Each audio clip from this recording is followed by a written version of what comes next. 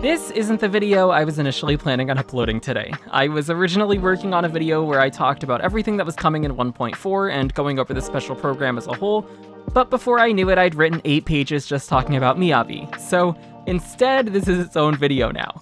Hi, I'm Swift, and I'll be your proxy today as we take a look at all of the official information that we currently have about Hoshimi Miyabi. This video won't contain any leaks, so if you're not a fan of those, don't worry. All of the information being presented here is coming from the 1.4 special program, the teaser video, and Miyabi's combat intel video. Today we'll be going over how Miyabi's kit works, some notable teammates for her, and some brief build recommendations. But before we start, I do want to highlight 2 things about this upcoming patch. First off, both Miyabi's and Harumasa's banners are going to be running for the full duration of the patch, and they'll both be active at the same time. As a result, if you're not fully sold on Miyabi yet, you have this whole patch to make up your mind before her banner goes away, and waiting is never a bad option. We'll be getting concrete information on characters coming in 1.5 within the last week and a half or so of the patch, so that can help you to plan your pulls accordingly. Secondly, patch 1.4 is a week shorter than normal, and it's only lasting for 5 weeks, so keep that in mind as well. Now let's get started. Hoshimi Miyabi is a S-rank Frost Anomaly agent. Miyabi is our first Void Hunter, which is denoted by this symbol here. She's also the first Frost character and the first character of a new attribute since the game's release. So, what exactly is Frost?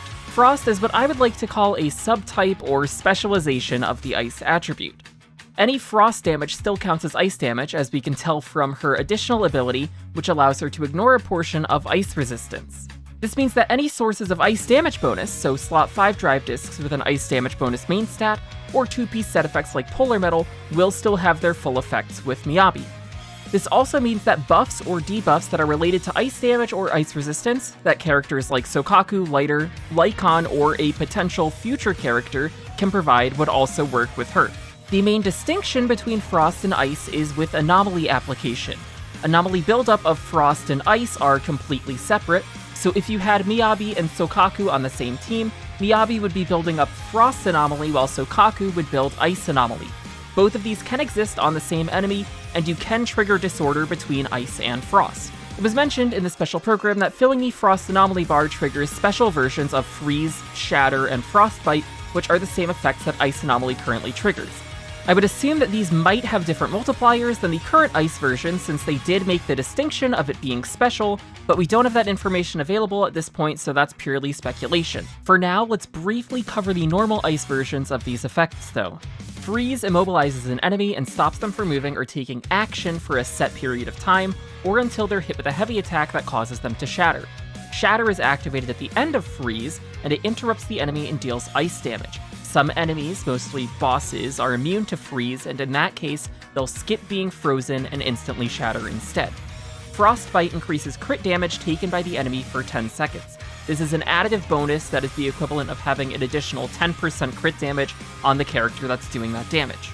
Before we get too deep into her kit, I want to mention one key thing up front. Miyabi is actually just built different. Unlike any other Anomaly character that's been released to this point, Miyabi appears to be a crit-based carry. We can see this focus on crit in the new drive disc set that's being released in 1.4, which is made specifically for her. This means that a larger portion of her damage is going to be coming from her critable skill damage instead of her Anomaly triggers, which is the opposite of what Anomaly has been used to. This also means that unless she has some sort of built-in Anomaly proficiency to crit conversion, or additional Anomaly proficiency scalings that haven't been revealed to us, Anomaly proficiency as a stat will be less impactful on her than it is on other Anomaly characters. That's not to say that she doesn't care about it at all, but you're going to want to prioritize crit more. She does still have a focus on Anomaly application, and as we'll see later, she gains a lot from applying anomalies quickly and from disorder to build her stacks, but just keep this in mind as we go forward. With that basic information out of the way, let's start looking at Miyabi's kit. We'll start off with looking at Miyabi's unique mechanics. First off, we have Ice Flame and Frostburn, which are 2 different things despite their similar names. When Miyabi deals frost damage to an enemy, she applies Ice Flame to them as well. This can be seen by the blue flames on the enemy here. Enemies under Ice Flame will take increased Frost Anomaly buildup, although that amount that they take hasn't been shared with us yet. If Miyabi triggers the Frost Anomaly on an enemy that has Ice Flame applied to it, she will trigger Frostburn Break, which can be seen from this text here.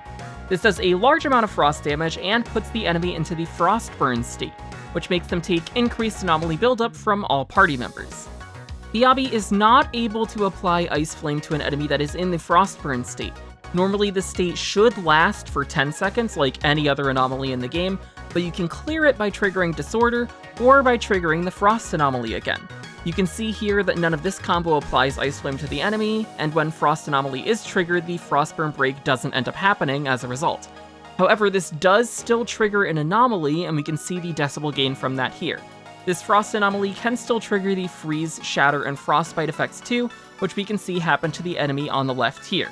Another one of Miyabi's unique mechanics is her Fallen Frost stacks. Miyabi can hold up to 6 stacks of Fallen Frost at any time, and they can always be seen at the top left of the screen. Miyabi can gain Fallen Frost stacks in the following ways. Triggering Frostburn Break will give her 1 stack.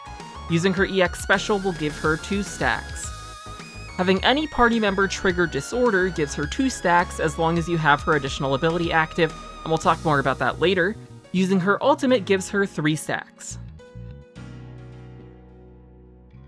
It also looks like Miyabi starts combat with 3 stacks, although things are cut a bit weirdly in the special program, so that could be a misinterpretation on my part.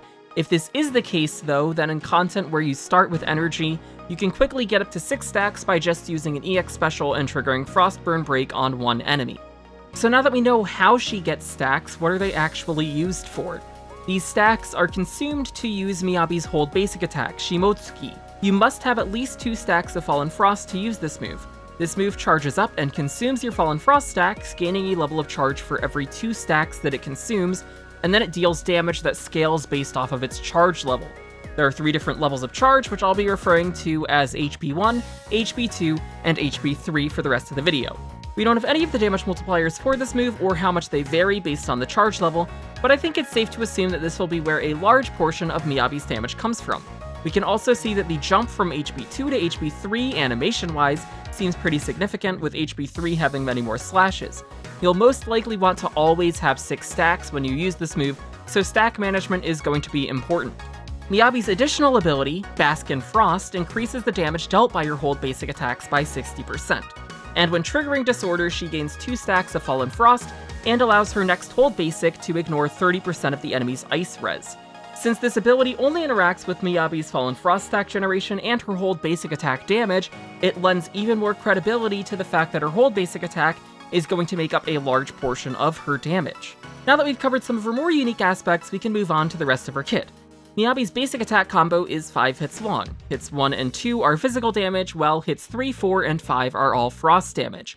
As a result, her first 2 hits aren't going to do much damage, and also won't build any Frost Anomaly or be able to apply Ice Flame. However, like most characters, Miyabi does have the opportunity to shortcut to specific parts of her basic attack combo after performing certain actions.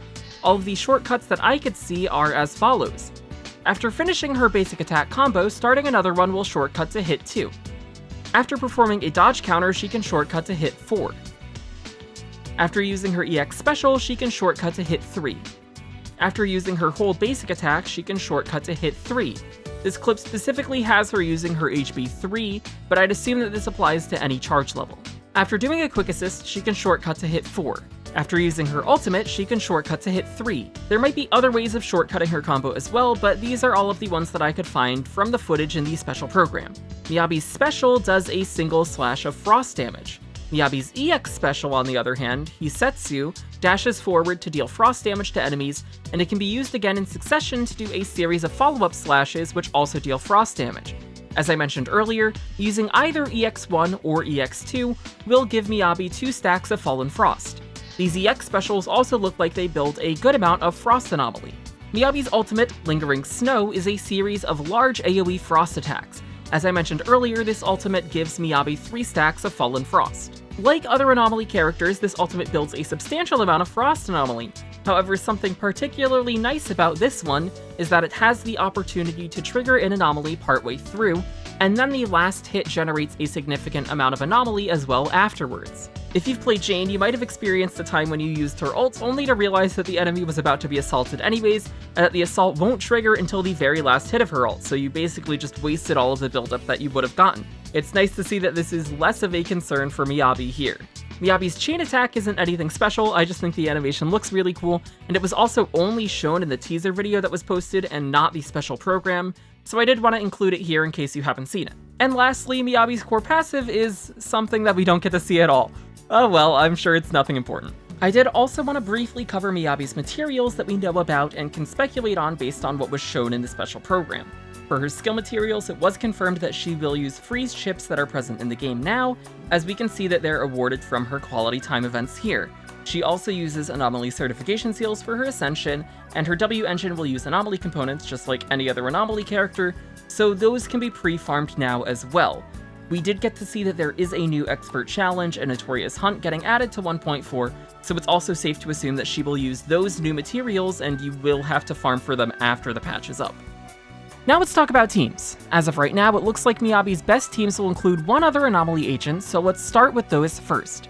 The reason for this is that Miyabi gains 2 stacks of Fallen Frost whenever Disorder is triggered, so having another character that can apply large amounts of Anomaly means that Miyabi can do her HB 3 more often. If we do happen to get other characters in the future, like a support who happens to build Anomaly quickly, then that might help to free up this team structure a bit more. Right now, Miyabi's best Anomaly partner should be Yanagi. Yanagi's ability to trigger multiple polarity disorders in quick succession using her EX special and her ultimate allows her to be Miyabi's best source of Fallen Frost stacks.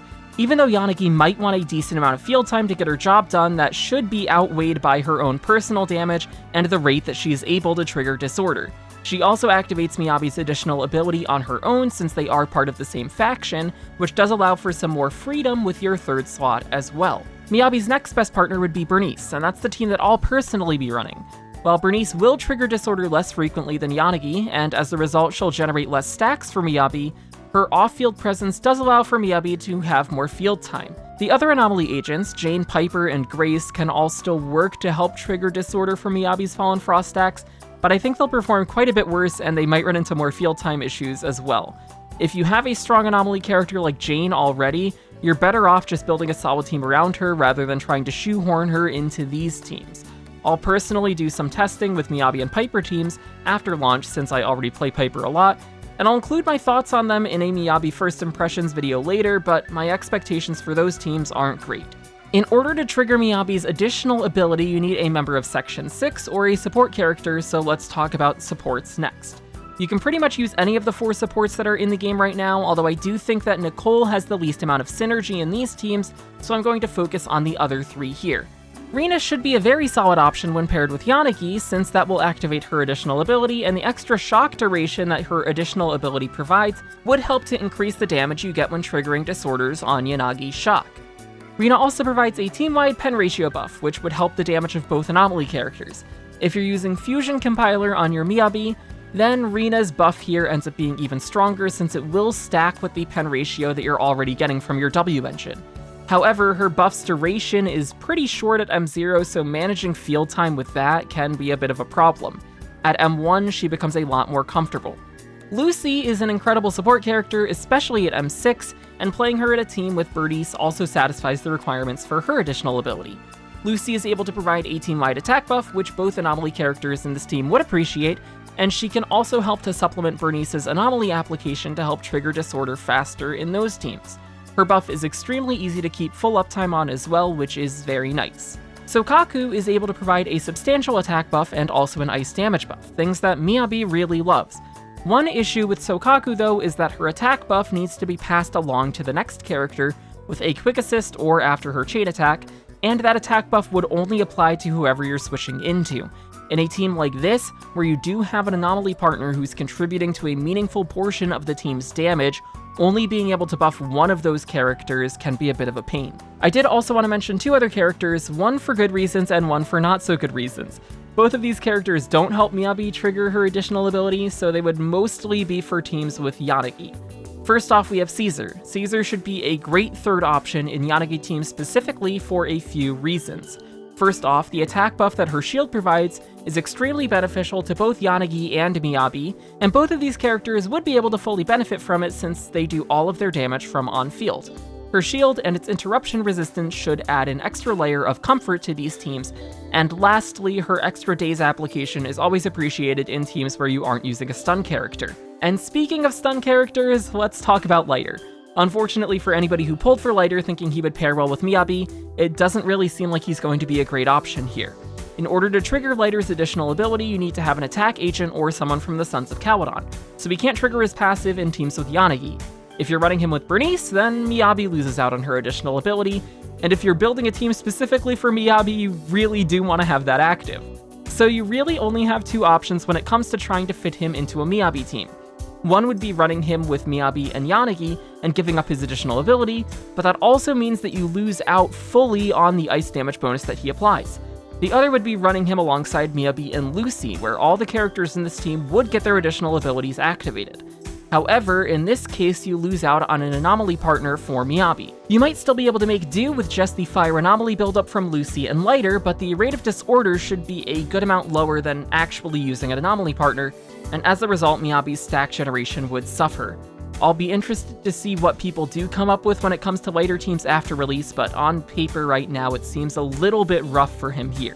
Let's talk about drive discs next. For her 4-piece set, she will want the new drive disc set that's coming in 1.4, Branch and Blade Song. This set is made specifically for Miyabi. The 2-piece set of it gives 16% crit damage, and the 4-piece set gives an additional 30% crit damage and 12% crit rate, which Miyabi should be able to have up consistently. There's an Anomaly Mastery conditional on the 4-piece set which requires 115 Anomaly Mastery, but every Anomaly character to this point has had more than that as their base stat, and I don't think Miyabi will be any different. If so, then running her on an Anomaly Mastery slot 6 would fix that, and it's probably the main stat that she's going to want there anyways. For her 2-piece sets, it's hard to tell which will come out ahead without her numbers, but I'll list all of the ones that seem viable. Woodpecker Electro giving her 8% crit rate should be extremely valuable. Polar Metal should be great with its 10% ice damage bonus. Hormone Punk or Astral Voice both give 10% attack, and they're also good options. Puffer Electro giving 8% pen ratio is a great option if you're planning on running Miyabi alongside Rina, or if you're going to use Fusion Compiler as her W engine. When it comes to the 2-piece Anomaly proficiency sets, Freedom Blues and Chaos Jazz, there's a chance that they'll be useful, but it's still hard to tell how much of her damage is actually influenced by that stat. When it comes to main stats, Miyabi should want a crit slot 4, and with her drive disc set giving more crit damage than crit rate, I'd lean toward recommending crit rate. Her slot 5 should either be ice damage bonus, attack percent, or pen ratio. If you're running Rina in the team, or if you're using Fusion Compiler on Miyabi, then pen ratio will gain some more value. For slot 6, her best option will be either Anomaly Mastery or attack percent. It's hard to say how important getting Anomaly Mastery from here will be based on the footage and information that we have, but with her being able to generate more Fallen Frost stacks from triggering Frostburn Break and from Disorders, having more Anomaly applications sounds pretty beneficial to me. For substats, Miyabi should value crit rate and crit damage extremely highly and above any other stat. Behind those, attack percent will help to boost her skill damage and her anomaly damage, which makes it a nice stat in both instances. Flat attack and pen are both nice to see on a piece, but you'd rather have your substats roll into other things. When it comes to anomaly proficiency, again, it's hard to judge how impactful that will be with the information that we currently have. I'd assume it'll be more valuable than flat attack and pen, but comparing it against crit and attack percent is something that I'm more unsure of. Lastly, let's briefly talk about W engines. I'm going to keep this section very short. It's extremely hard to make a list of preferred engines while we don't have Miyabi's numbers or the information about her signature W engine officially revealed yet, so I'm not going to do that. However, there are two things that I do want to highlight when it does come to W engines. Number one, if Miyabi's signature W engine does end up being crit related like her drive disc set is, either in terms of the stat that it provides, its passive, or both of those, then there's a very real potential that we end up seeing the largest gap between it and her next best option that we've seen when it comes to W engines so far. None of the anomaly options present in the game right now have anything related to crit, since no other anomaly character actually wants that. I'm going to be pulling for a W engine, and I'll include some more in-depth thoughts on that and her other options in a first impressions video after her release. Number 2. Fusion Compiler should be a great option for her, and I'd imagine it's her next best option after her signature. The pen ratio stat that it provides is beneficial for both her anomaly damage and for any crit related damage, and if you're running Rina as your support, then that pen stat gets even more valuable. If you happen to have a Fusion compiler lying around and you're not planning on pulling for Miyabi's W engine, I would consider investing in it and using it on her. But of course, you should wait for more concrete numbers to come out from the creator beta server before you do end up making any decisions. And with that, I think we've covered just about everything there is to say about Miyabi at this point in time. Since Miyabi is going to drop as soon as the 1.4 patch is live, we should be seeing some more detailed information on her in the next few days after people start posting videos from the creator beta server. But even with the limited information that's available now, I'm extremely excited about Miyabi as a character. I think her animations are by far the best out of any character in the game so far, and with her being a character that I've looked forward to since way before the game's release, I'm very happy to see that. As I mentioned earlier, I'll be pulling for Miyabi and her W engine, and I'll be putting out my thoughts on her in a first impressions video after her release. So if you want to see that when it does come out, consider subscribing. If you enjoyed this video too, please leave a like or give me some feedback on it in the comments, or if I missed anything, let me know as well. If this is something that people do find useful, then I'll probably end up doing it again next patch if I'm interested in one of those characters. And hey, maybe next time I'll be interested in both of them enough to include them. Sorry, Harimasa. Anyways, that's all from me for today. Thank you for watching.